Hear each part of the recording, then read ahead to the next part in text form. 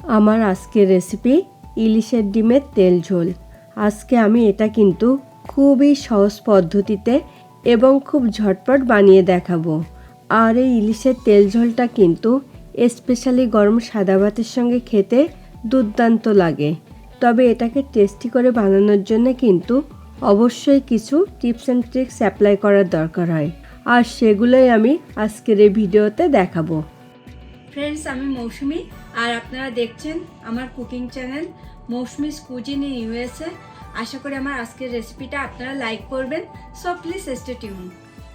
প্রথমে আমি ইলিশ মাছের ডিমগুলোকে একটু ফ্রাই করে নেব।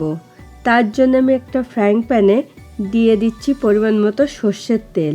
ইলিশের ডিম হোক বা ইলিশ মাছের যে কোনো পদ হোক, সর্ষের তেল দিয়ে বানালে কিন্তু টেস্টটা খুব ভালো আসে। তেলটা কিন্তু গরম হয়ে গেছে, আর এই গরম তেলে 300 গ্রাম মতো ইলিশের ডিম ছেড়ে ফ্রাই করে নিচ্ছি। আর ডিমগুলোর এক পাশ ফ্রাই হয়ে গেলে তারপরে আমি কিন্তু এগুলোকে উল্টিয়ে দেব, যাতে অপর পাশটাও পারফেক্টলি ফ্রাই হয়।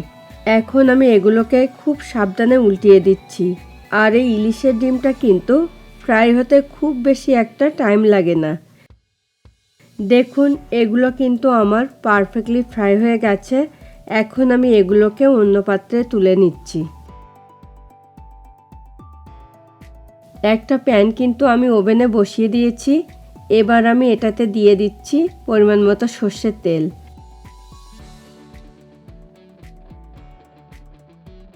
তেলটা কিন্তু গরম হয়ে গেছে, আর এই গরম তেলে ফোড়ন হিসেবে আমি এখানে অ্যাড করছি একটা কাঁচা লঙ্কা ও হাফ টিস্পুন কালো জিরে। এখন আমি এটাকে নাড়তে থাকবো যতক্ষণ না ফোড়নটা দিয়ে খুব সুন্দর একটা স্মেল বেরোচ্ছে।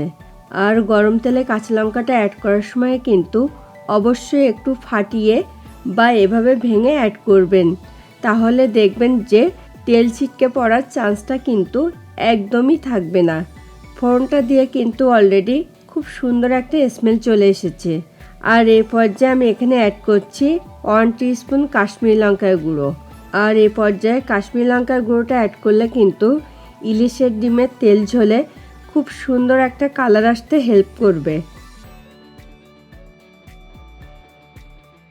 দেখুন, অলরেডি কিন্তু এটাতে খুব সুন্দর একটা কালার চলে এসেছে। আর এই পর্যায়ে আমি এখানে একে একে অ্যাড করছি 1 টেবিল স্পুন পোস্ত পেস্ট, 1 টেবিল স্পুন কালো সর্ষে পেস্ট, 1 টিস্পুন হলুদ গুঁড়ো, স্বাদ মতো নুন ও সামান্য পরিমাণ জল। এখন আমি মশলাটাকে এমনভাবে কষিয়ে নেব যাতে মশলাগুলো থেকে কাঁচা স্মেলটা খুব ভালো করে চলে যায়।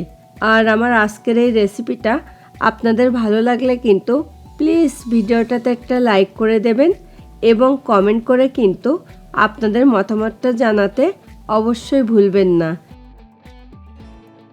দেখুন, মশলাটা থেকে কিন্তু অলরেডি তেলটা ছেড়ে দিয়েছে।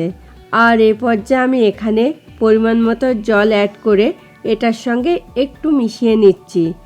এরপরে আমি এখানে অ্যাড করছি 2 কাঁচা লঙ্কা চেরা। আর আপনারা যেমন ঝাল খেতে লাইক করেন সেই বুঝে কিন্তু এখানে লঙ্কাটাকে একটু অ্যাডজাস্ট করে নেবেন। এই পর্যায়ে আমি এটাকে এভাবে ঢেকে রেখে দেব যতক্ষণ না ঝোলটা একটু ফুটে উঠছে। দেখুন, ঝোলটা কিন্তু ফুটে উঠেছে। আর এই পর্যায়ে আমি এখানে অ্যাড করছি আগে থেকে ফ্রাই করে রাখা সেই ইলিশের ডিমগুলো। এখন আমি এটাকে ঢেকে রেখে দেব আবারও 5 মিনিট মতো। এই পর্যায়ে আমি এটাকে আর না ঢেকে জাস্ট ঝোলটাকে একটু শুকিয়ে নেব।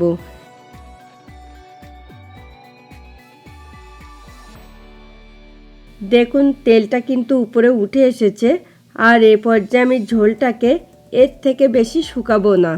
এখন আমি এখানে অ্যাড করছি একটা কাঁচা লঙ্কা চেরা, ঝালের জন্যে নয়, জাস্ট সুন্দর একটা স্মেলের জন্যে।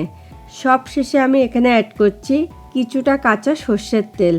তাতে করে কিন্তু ইলিশের ডিমের তেল ঝোলের টেস্টটাকে অনেক গুণে বাড়িয়ে দেবে। এখন আমি ওভেনটা অফ করে দিয়ে এটাকে স্ট্যান্ডিং টাইমে 5 মিনিট মতো ঢেকে রেখে দেব। দেখলেন তো এটা কত ঝটপট বানিয়ে ফেলা যায়। আর তাছাড়া এটা কিন্তু এখন আমার পরিবেশনের জন্যে একদম রেডি টু গো। এখন আমি এটাকে পরিবেশনের জন্যে সার্ভিং ডিশে তুলে নেব। ফ্রেন্ডস, আপনারা যারা প্রথম আমার চ্যানেলটাতে ভিজিট করছেন, প্লিজ আমার চ্যানেলটাকে সাবস্ক্রাইব করুন। খুব তাড়াতাড়ি আবার দেখা হবে নতুন কোনো রেসিপি নিয়ে। Thanks for watching this video. Bye bye.